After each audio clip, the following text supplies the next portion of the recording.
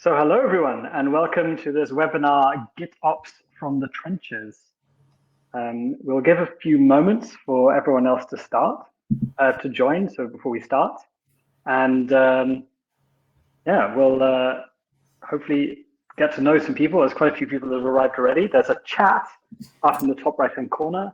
Feel free to introduce yourself and say hello to everyone. So hi, Tan and Wad and Zhao.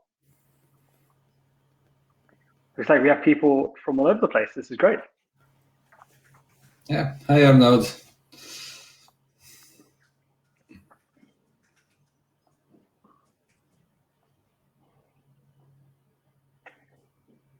Excellent. We definitely get everything. So this webinar will be recorded, and we will be sharing a link to the recording in an email tomorrow, so you can review what we've been chatting about. Oh, wow, people from Zambia and Iran, great. Yeah, truly international webinar today. So there's still people trickling in, so we'll give a couple more minutes.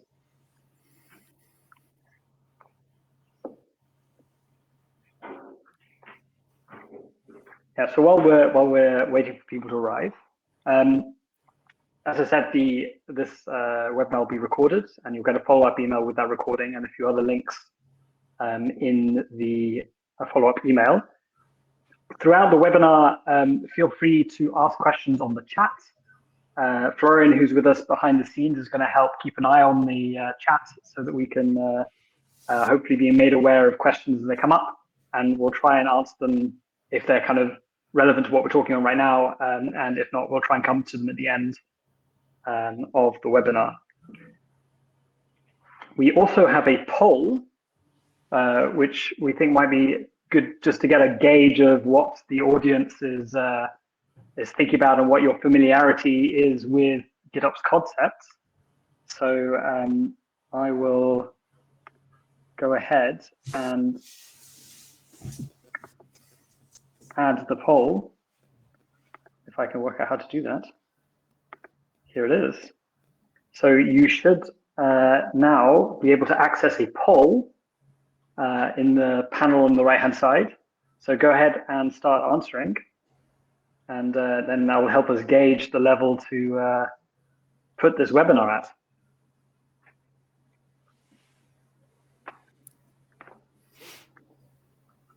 So yeah, Norway, Iran, Zambia, Brazil, Germany. Oh, even Germany. Yeah. Netherlands as well.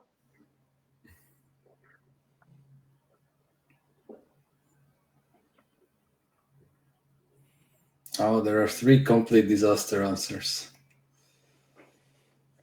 Canada, Portugal. Wow, that's truly international. Well done, everyone. Well done from being from all over the world. Really appreciate it.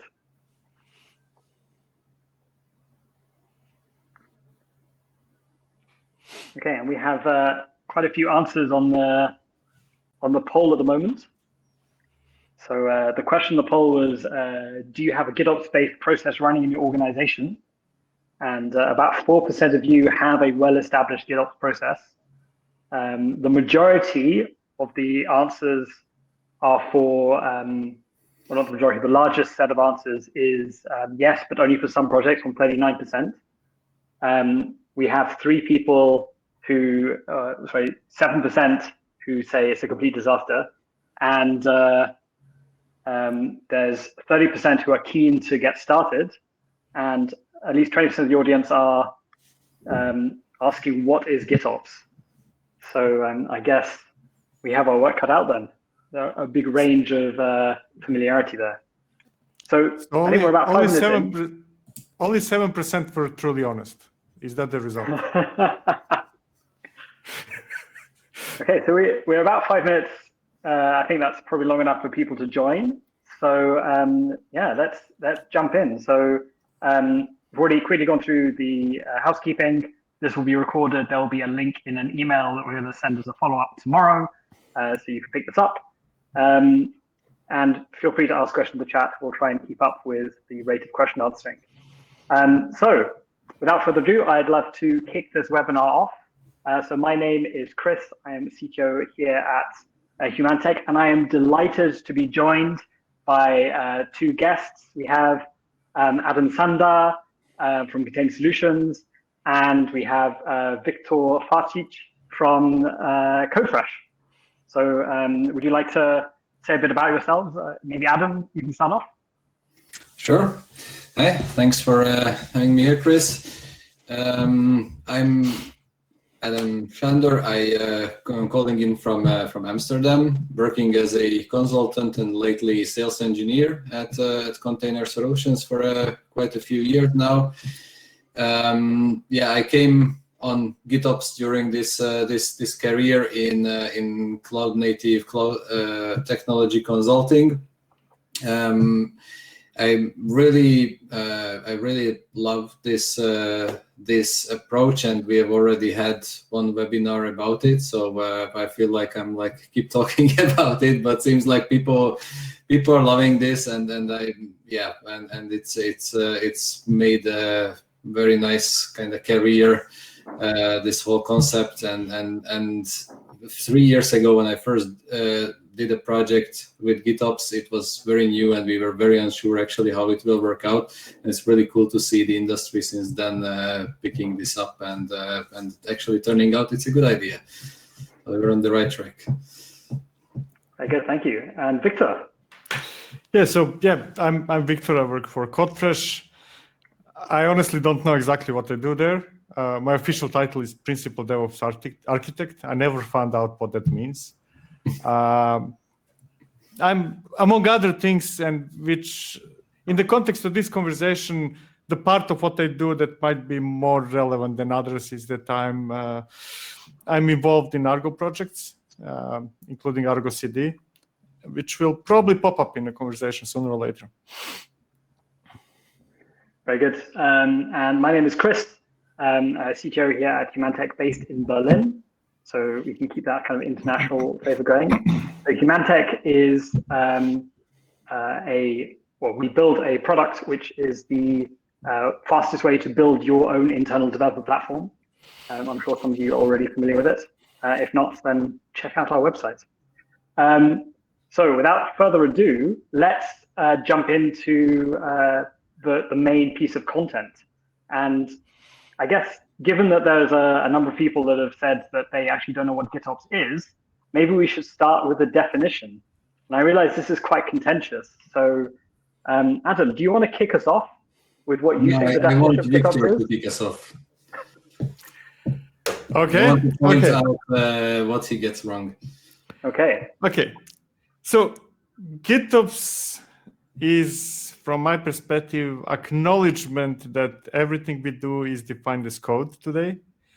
And given that the only reasonable place for code to live is Git, that means that everything we do is in Git. And that means that Git is the place that defines the desired state of our systems, right?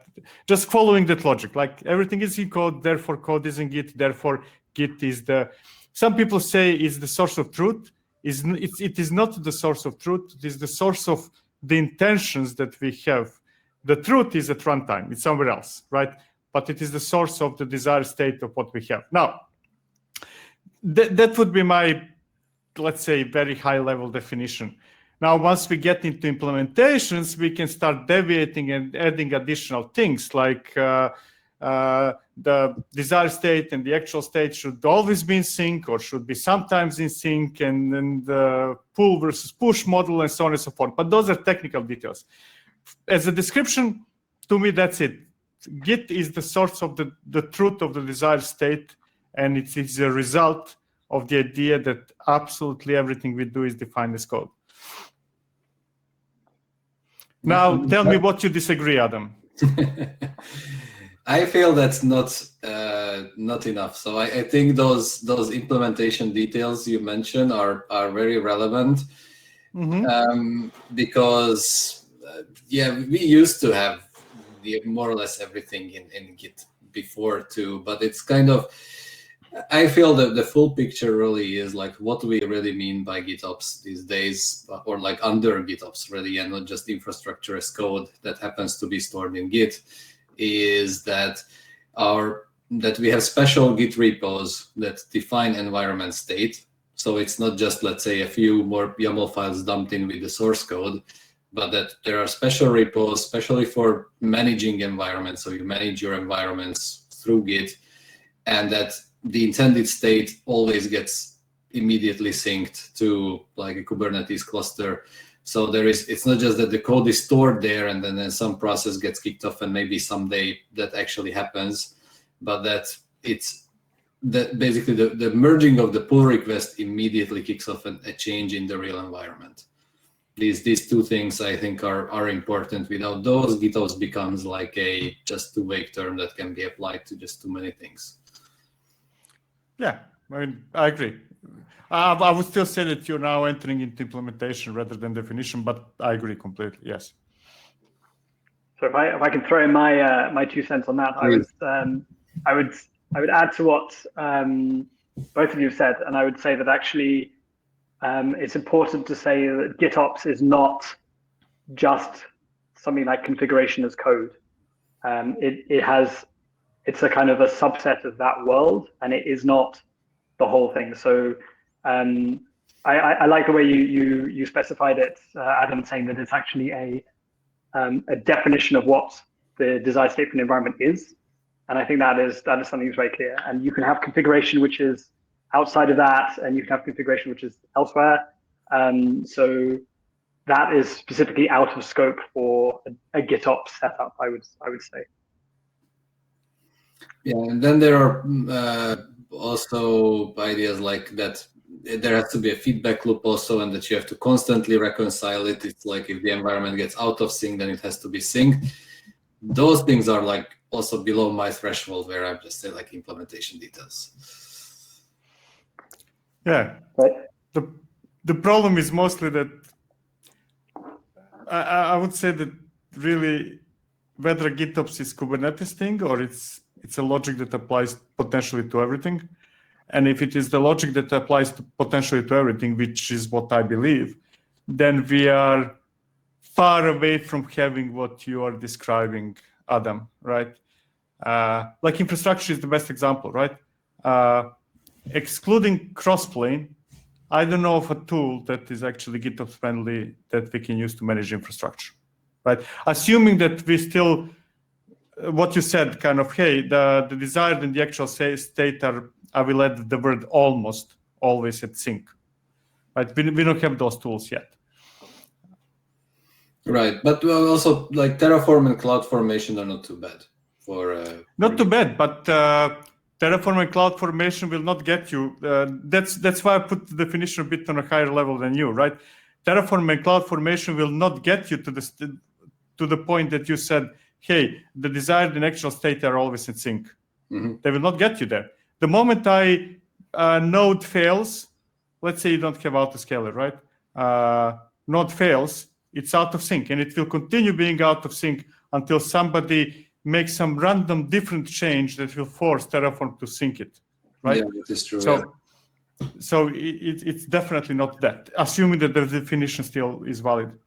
Oh, and I think something we forgot, something very important related to this, is that it should be a declarative definition of your environment's intended state in that Git repo, not like a bash script that will be run when it gets applied. I would say that I definitely prefer declarative, and I use declarative as much as I can, but I wouldn't say that it has to, because that would exclude Pulumi, for example, from the picture. Pulumi would suddenly be less of a GitOps thing than, let's say, Terraform, right? And because you write your infrastructure in Go or JavaScript or what's not, right? That I don't think it has to be. I think it simplifies things. It makes things easier to read, easier for the system to reconcile. But hey, doesn't have to be declarative. Yeah, you could write an idempotent bash script also that Yeah, I mean, I really like the operator pattern with like Kubernetes, that if you want to do something in code, write the operator, but the input for the operator will be a new declarative intended state description. I agree, but for example, just to give you some example to completely throw you off your feet, right? Helm would not fit into that picture. Helm is not declarative. It's not. Yeah. It would mean that actually, I mean, it's not. It's as easy as that. It's not, because Helm is all about taking Kubernetes YAML and using imperative constructs to create the final version of that YAML. We could say that declarative would be only if you use customize, right? Which I guess you probably wouldn't exclude Helm from being in the picture, right? No, because I'm kind of assuming that you wouldn't do like crazy stuff and you really just do templating when you're,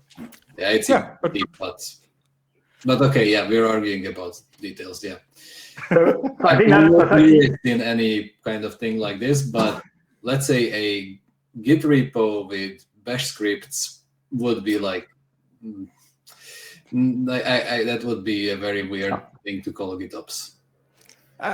It's not that would be. You couldn't do it. You simply couldn't do it with bash unless you really make 75,000 if-else statements. Yeah, but you could technically by writing all the if-else statements. So I think we're off to a good start, because we agree on some things and we diverge on opinions in other places. So I think it's going to be an interesting chat going forwards. So what all of us have, each of us have done is try to bring a situation that we've worked on with GitOps to the table, and we'll just take a few minutes to describe what kind of problems we're trying to solve with the GitOps approach, and then how that was working, and I guess whether it was successful or not. So I think each of us have something. Adam, do you want to start? We'll go alphabetically, maybe. Adam. Sure. So how I came upon GitOps, basically, I think it was about 3 years ago. We were working with a company in the finance sector that where we had to implement a CI/CD pipeline for applications. So this was not really infrastructure provisioning; it was deploying applications to OpenShift. And because of the whole finance sector thing, there were a lot of compliance requirements, and we were looking for a way how to not bring in some really heavyweight workflow tools but at the same time, so to keep it very cloud native and like and simple, the whole system, while at the same time having things like an audit trail, an approval process on changes to an environment, and so on.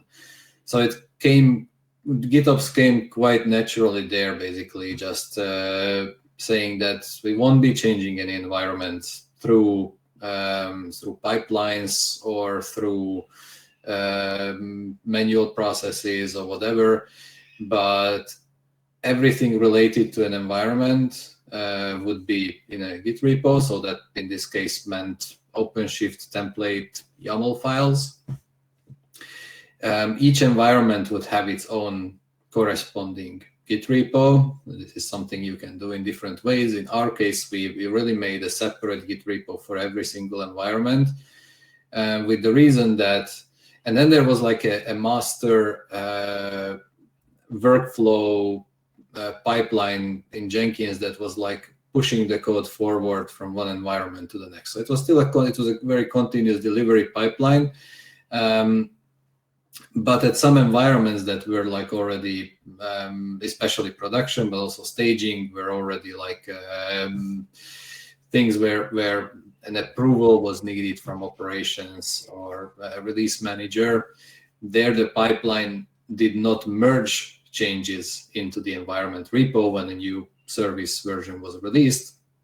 Instead, it just created a pull request, So operations could just go, list through the current pull requests, really nicely see what are the changes in the YAML, which is usually the application version, and approve it and merge it. So it was a really nice way to implement such an approval process without having to move it to some like Jenkins UI or whatever, where you anyway don't see what the hell is happening. There is no good record of what has happened, who approved it, why, who created the pull request, why. All this stuff is just really Git just give, well, basically not really Git, but each of the Git implementations have all these features around pull requests, which are also very similar, which is very convenient. And it all this functionality basically we got out of the box with Bitbucket in that case, and that also offloaded a lot of the work from our workflow engine, which was Jenkins in this case. So, but GitOps really nicely like broke up the architecture between like the storage, the approval process, the master process of deploying.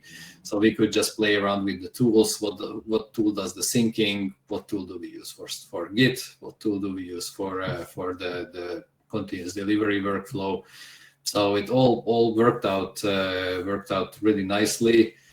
The real downside was in the end that after like we get like a lot of like we started going into the hundreds of Git repos, and then operations had a bit of a hard time like finding all the right pull requests and so on. So that was it was not perfect, but it worked really well.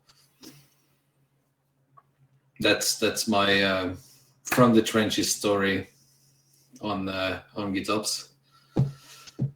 Very cool. I'm particularly interested in how you like using Git or the Git system in order to separate out all of the different components of your system and glue them together, rather than, as you say, like using the workflow for everything. I think that's a really like neat implementation detail there. Yeah, of course it ends up with some glue around it, because like we need to solve stupid things like the process is trying to merge a pull request to Git, but there's another process that is also merging a pull request to the same Git repo, and now they have a conflict, and now we have to retry. And yeah, so we had to write some GUI scripting to do something, which is not exactly elegant and pretty, but it works. So I think GitOps is a bit of like a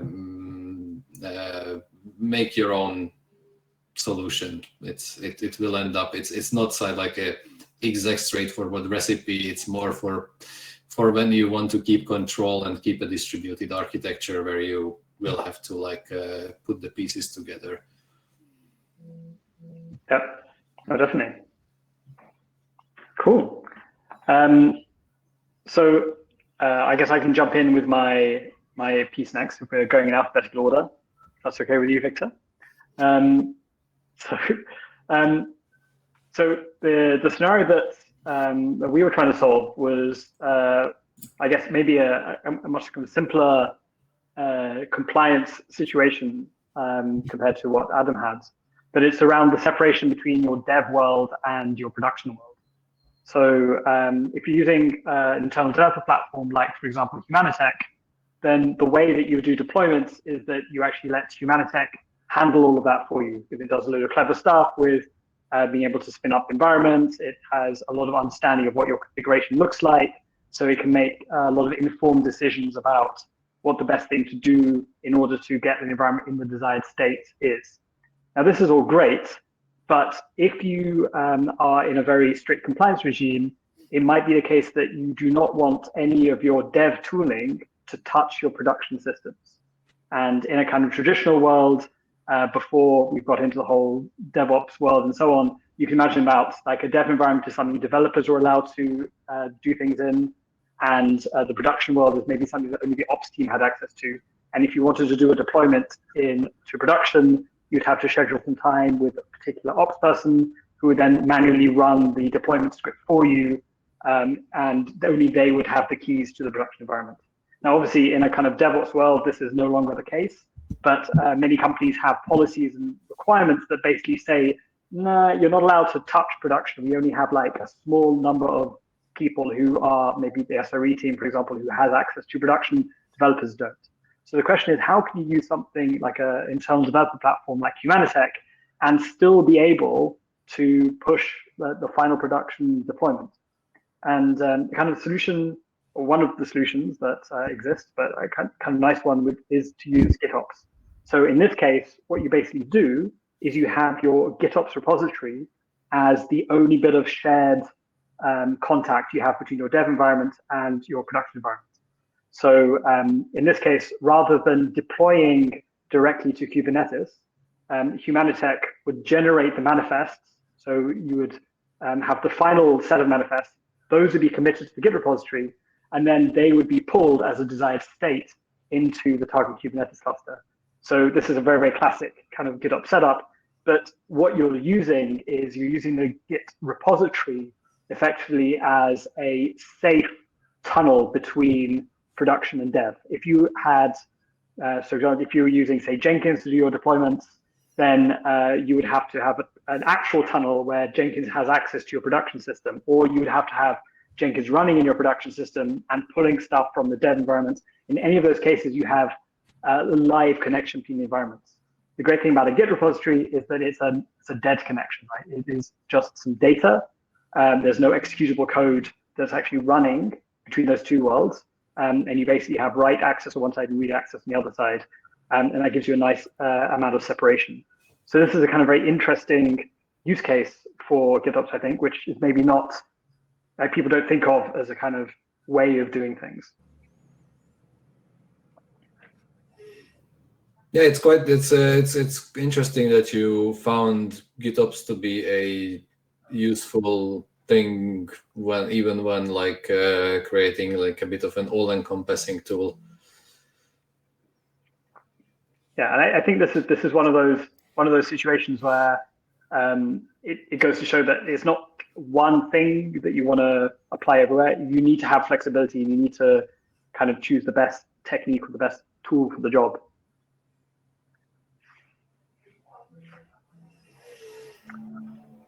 So, Victor. Yeah, so I see that both of you have happy stories. So I will need to change my plan and come up with something that is less of a happy. Otherwise, it's not really from the trenches, right?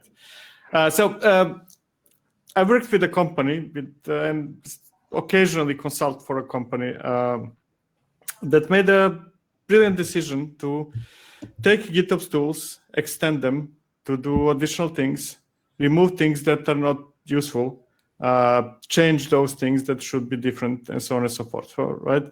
So we're talking about today should be kind of half a year into the process of doing just that. And the result, unlike two of your results, is a complete disaster.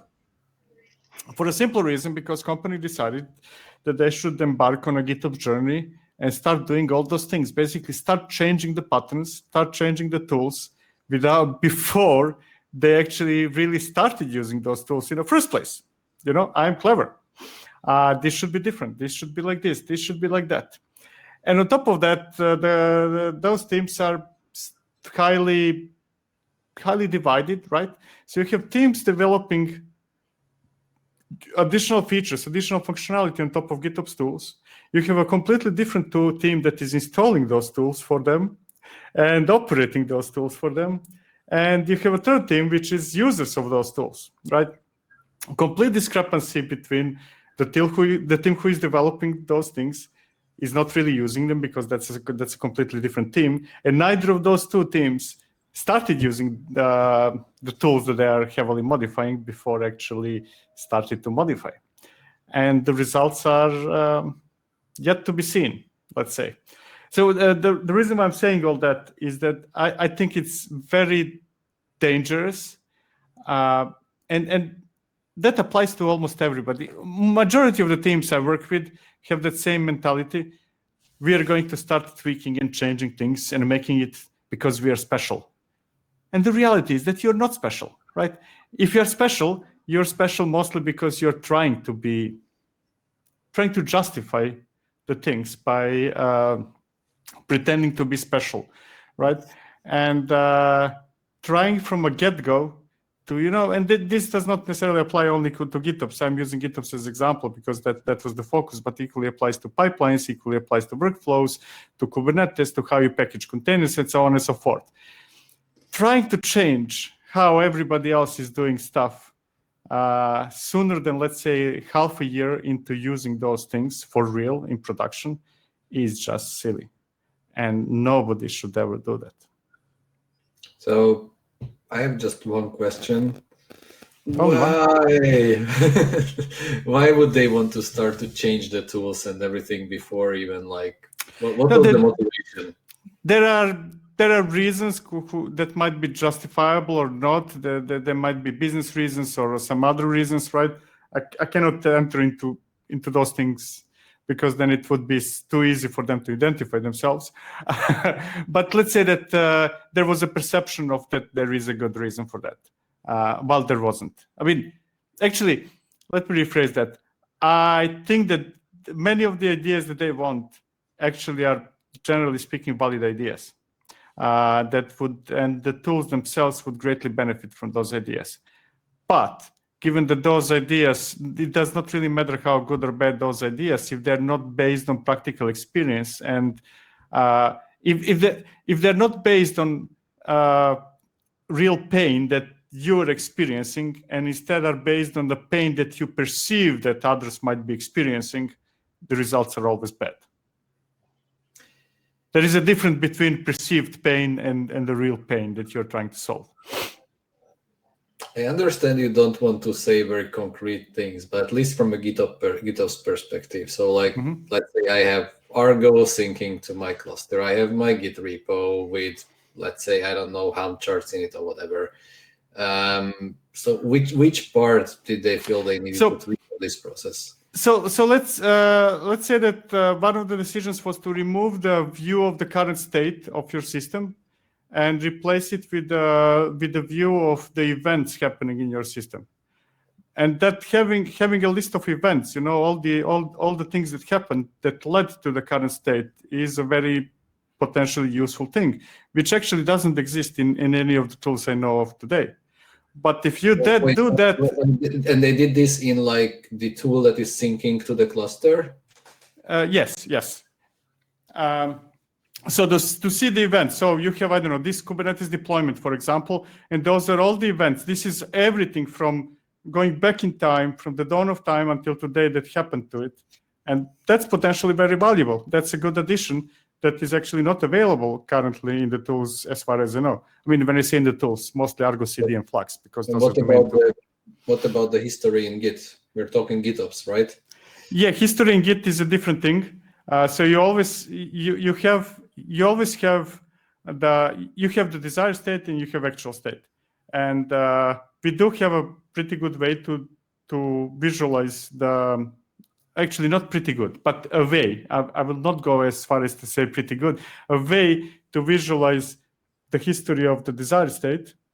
We do not have a good way to visualize the history of the actual state, at least not within those tools.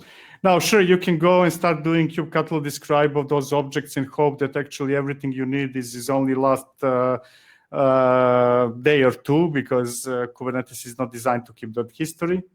But there is no real correlation between the desired state and the actual state right now in the tools, as far as I know, right? So yeah, Git history is just the left side of the equation. Right, but rarely do you need a separate history of the actual state, right? It's maybe debugging some weird syncing problems or something. Yeah, exactly. It's kind of basically when things go wrong. Basically, I would even go as far as to say, completely now outside of the GitOps, any type of visualization is useful almost exclusively when things go wrong, right? Grafana, let's take Grafana, like the king of visualization. I do not want to ever go to Grafana unless things go wrong. I see no reason to go to Grafana unless things go wrong. So all the visualization is always when things go wrong. And for managers, sorry, as well. But that's...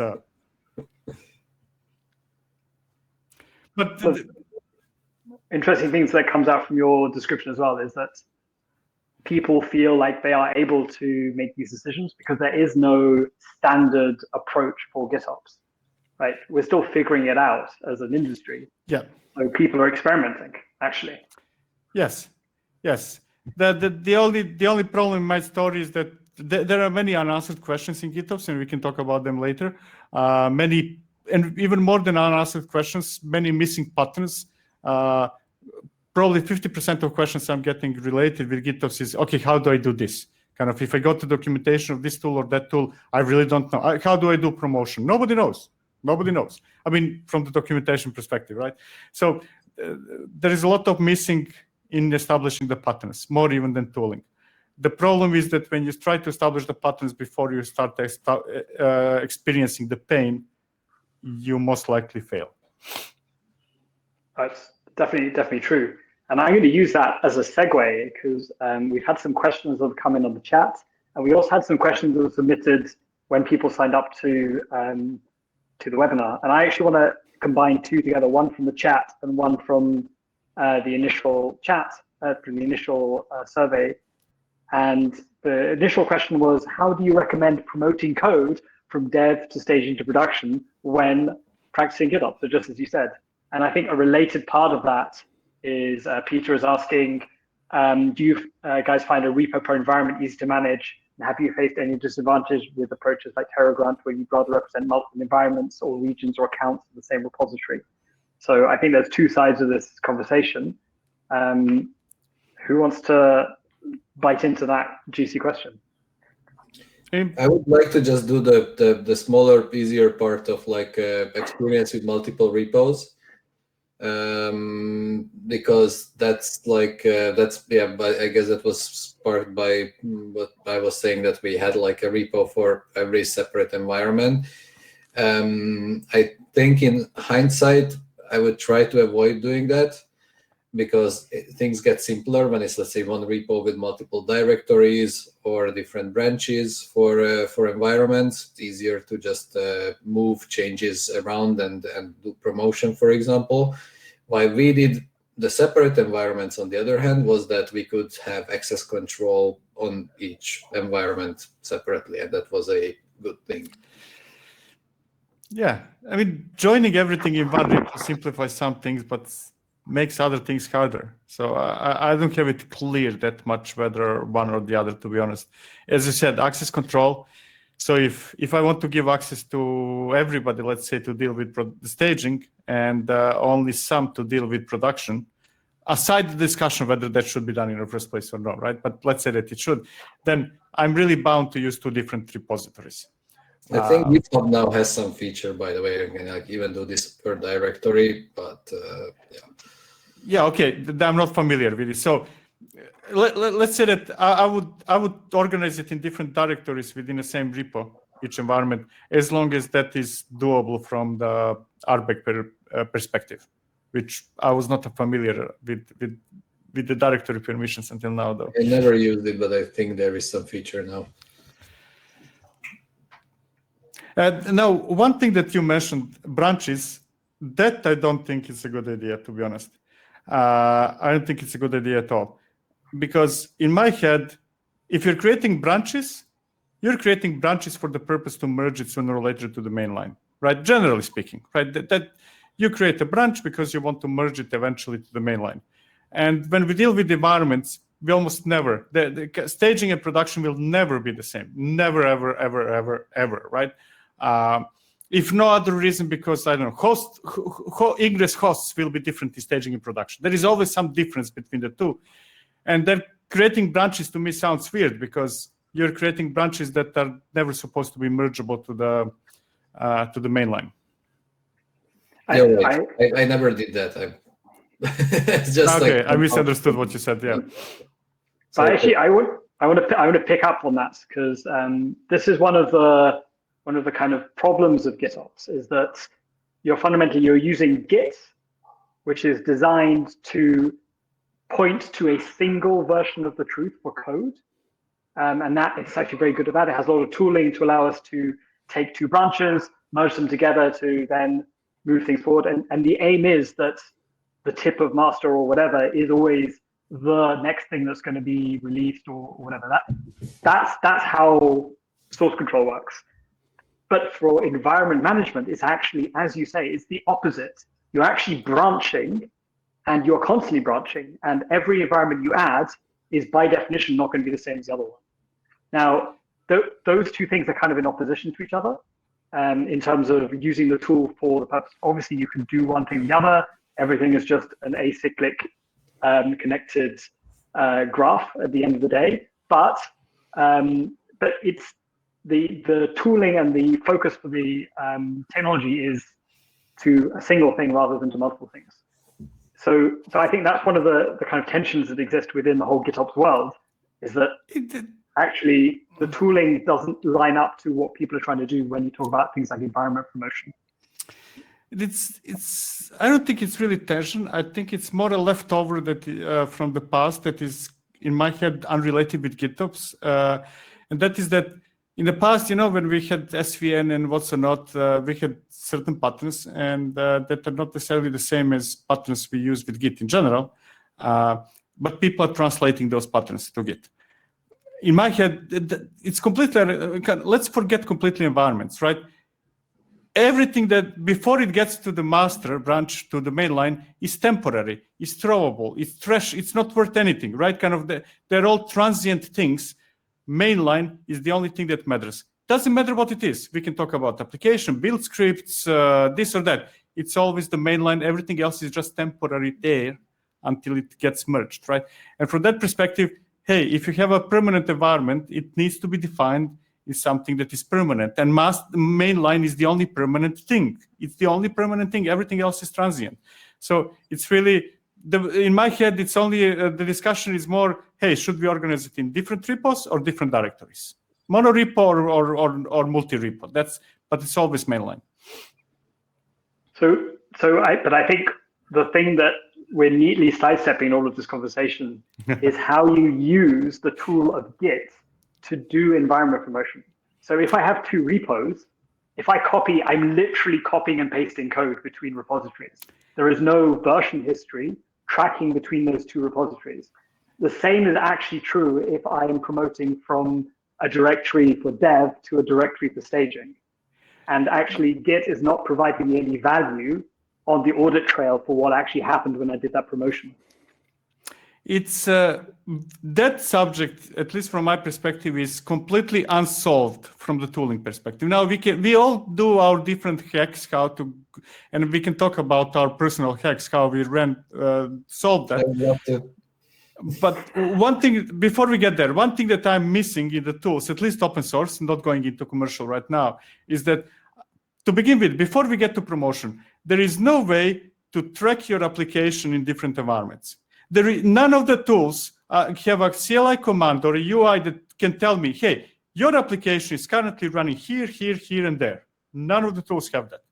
And when this one is running this revision, that one, that revision, those are the differences between. So there is no way to track an application across different environments.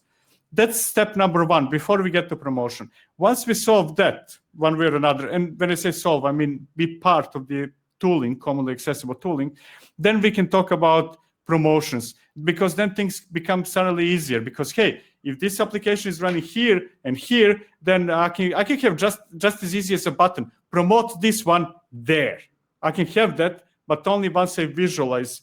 And when I say visualize, it doesn't have to be web. It can be CLI. I don't care, right? But once you establish that connection, then you can start saying, hey, I want to promote this thing there. And promotion can be applying the same parameters or maybe a set of parameters.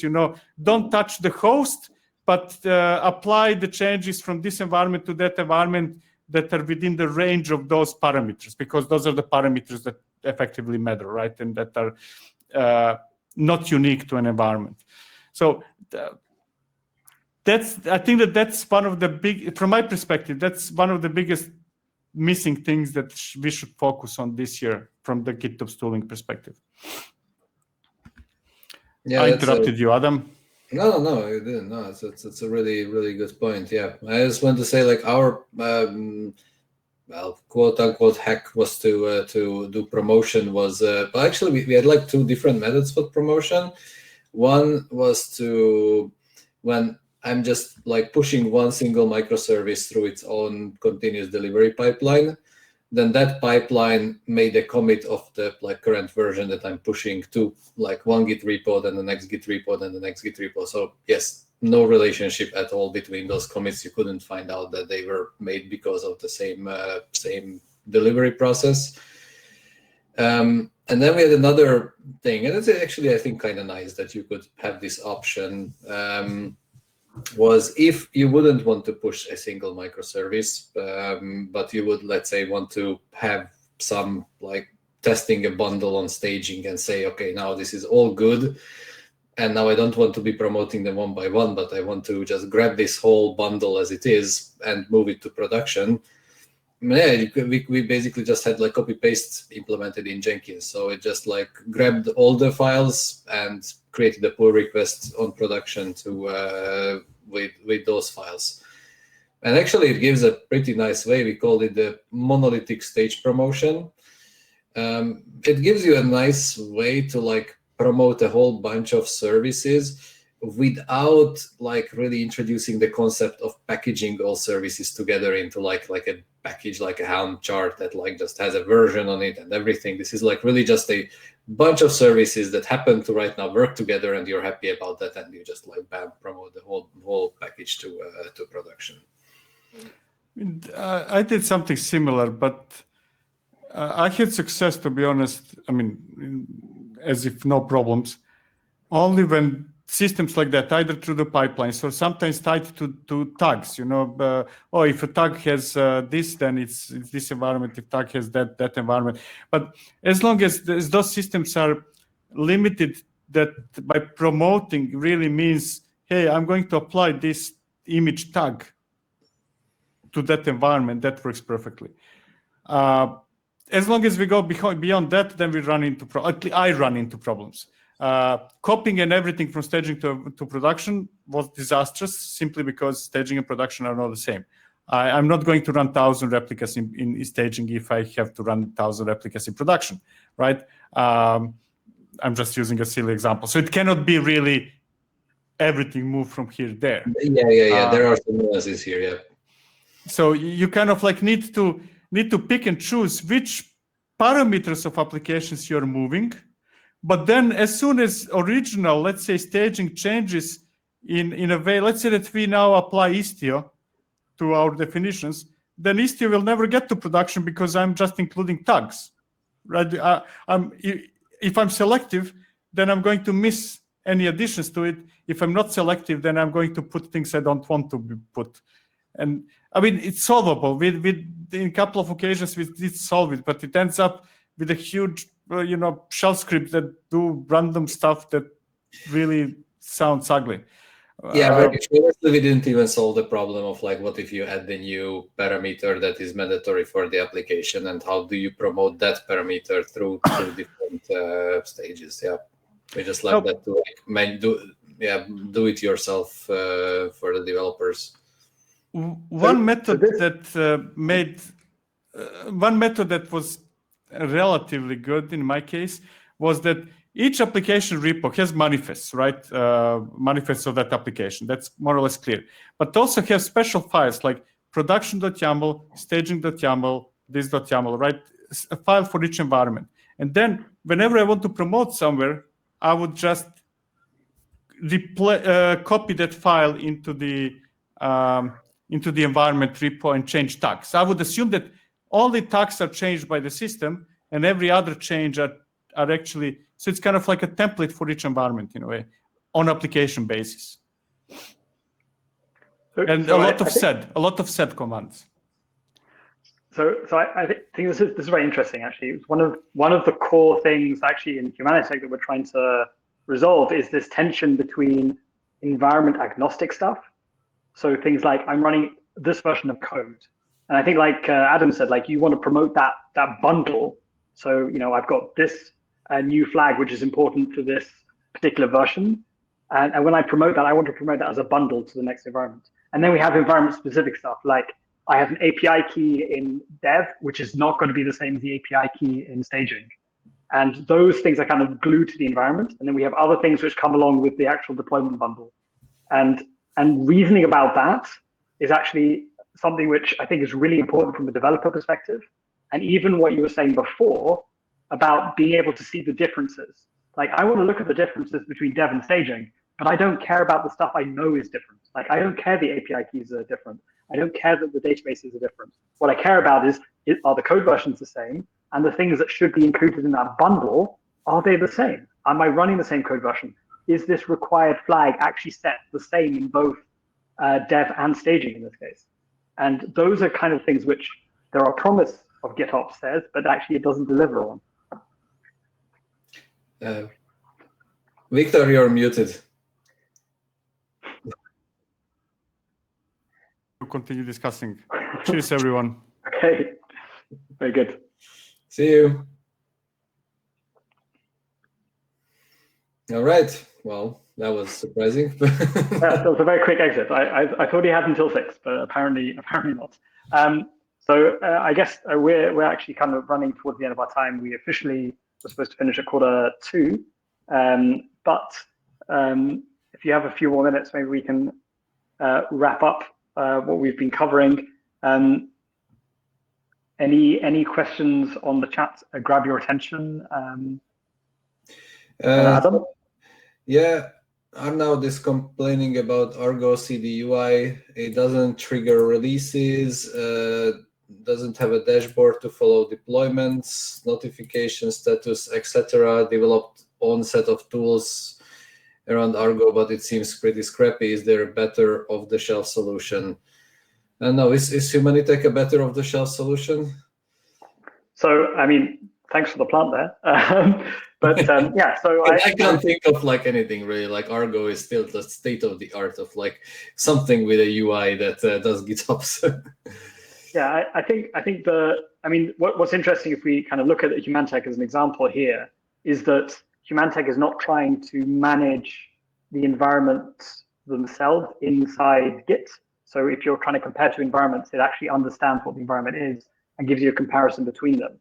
Now, you can use the GitOps approach to actually do the deployment into the environment, which gives you a whole load of the kind of audit, traceability, and the ability to have a robust way of rolling back, for example, disaster recovery. That was mentioned in the chat a bit earlier. The ability to say, actually, hey, we just want to roll back to this exact commit, which we know was working, or the last commit that was working, or we need to entirely rebuild our environment. Let's just take this commit and go without having dependency on external tooling. I mean, that's very useful. But like this kind of dashboard, you need to have a lot more semantic knowledge about what's going on in your system to be able to provide that kind of feedback. And a kind of vanilla GitOps approach by design doesn't have the semantic knowledge.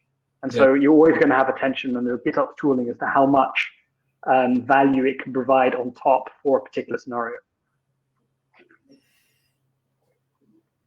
Right. Yeah. What do you want to do another one? I'll let you pick, Chris. Yeah, I'm just looking through this. I like this one here from Steve. Non-technical stakeholders in a GitOps workflow. I was exactly going to choose that exact question as well. So yeah, that's great. So yeah, do you want to start on that, or should I jump in? Yeah, I can just but actually that's a very valid concern. Like GitOps is good for situations where you have fairly technical people doing the deployment decisions, and I think it's like it's been born in environments where you don't. It's not the CEO who pushes the button of the deployment. So I wouldn't.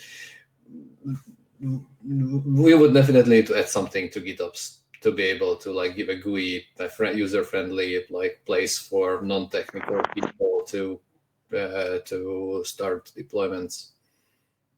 Yeah, I would actually go as far as saying that when presenting this as if we imagine this as kind of your internal platform as a development team, then the user interface shouldn't be Git.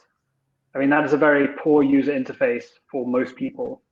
I mean, it's very useful and provides a lot of detail, but for example, if you're using a Jenkins pipeline to actually push things in, then it might be more useful to say, well, if you want to see what the apparent current state should be, then here is the last job that ran, which then give you some information. So you can use tooling that already has some kind of interface, that has some kind of more user-friendly way of dealing with things. And then the GitOps itself, the mechanism, is an implementation detail which is accessible to the ops team, is accessible to developers who need that level of granularity. But I think if you try and force everyone into using like the Git repository itself as the reference point, it's going to cause a lot of additional stress and a lot of additional kind of overload for people who maybe they want to know what's there, but like, do they need to know to the nth commit exactly what's in there, or do they want to know, hey, has my feature shipped? And if you want to know, hey, has my feature shipped, it might be easier to look at the status of the Jenkins job, which has a tag or is related to a Jira ticket already. And that might then make it easier to kind of work things through.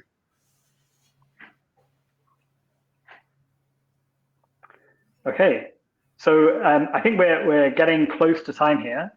So I would like to thank Adam, and I would also like to thank Viktor, despite the fact that he vanished a couple of minutes ago, for joining us this evening.